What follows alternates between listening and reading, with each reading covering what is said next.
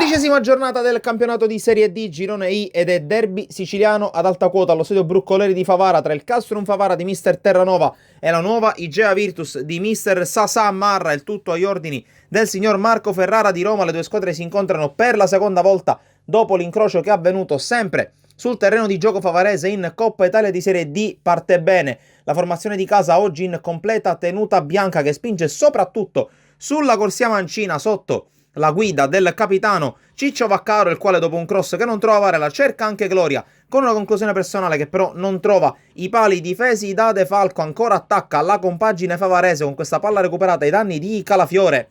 La sfera arriva dalle parti di piazza che se la porta col sinistro cerca la conclusione, blocca a terra De Falco senza grossi problemi, ma ancora il Castrum Favara che attacca con Schembari che arma ancora la corsa di Vaccaro, il quale alza la testa, mette in mezzo questo pallone raso terra e per poco non arriva l'autogol di Calafiore che mette la palla in calcio d'angolo. Dal corner che ne segue il colpo di testa con la palla che sorvola la traversa da parte di Loduca. È quasi a senso unico il primo tempo al Broccoleri con un altro attacco del Castrum Favara. Qui Varela si crea le condizioni per calciare ma non trova lo specchio della porta. Prima vera sortita di una certa pericolosità per la nuova Igea Virtus sull'out di sinistra con la palla messa in mezzo e il tentativo che non trova lo specchio della porta. C'è Proto Cardinale entrato proprio nel corso del primo tempo. Poi nuovo tentativo con il colpo di testa di Varela bloccato dal portiere De Falco. Si fa nuovamente viva con Squillace la nuova Igea Virtus, pallone messo in aria dopo questo campanile, girata acrobatica di Calafiore che trova la parata di Lauritano. Poi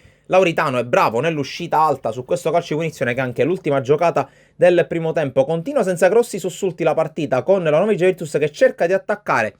Qui la volée cercata senza grossa fortuna e con pochissima precisione da parte di Gio Pedro. Decisamente più pericoloso questo calcio di punizione con la palla allontanata dalla difesa del Castrum Favara. Insiste però la squadra di Marra che nella ripresa trova le misure qui, diagonale di Gio Pedro che non trova i pali. Poi il numero 8 si rende protagonista di questo fallo ai danni di Kosovan. Il signor Ferrara di Roma è inarrestabile e implacabile, secondo cartellino giallo, chiude in 10 la partita la nuova Igea Virtus. Allora Castrum Favara che cerca di portarsi in avanti con il cross di Vaccaro per la testa di Varela che viene anticipato. Arriva poi il tentativo dalla distanza da parte di Schembari che non trova la porta e su questa azione si chiude la partita. È 0-0 tra Castrum Favara e nuova Igea Virtus, punto importante per i padroni di casa, seconda X di fila per i giallorossi di mister Marra. Da Sportisile è tutto, alla prossima!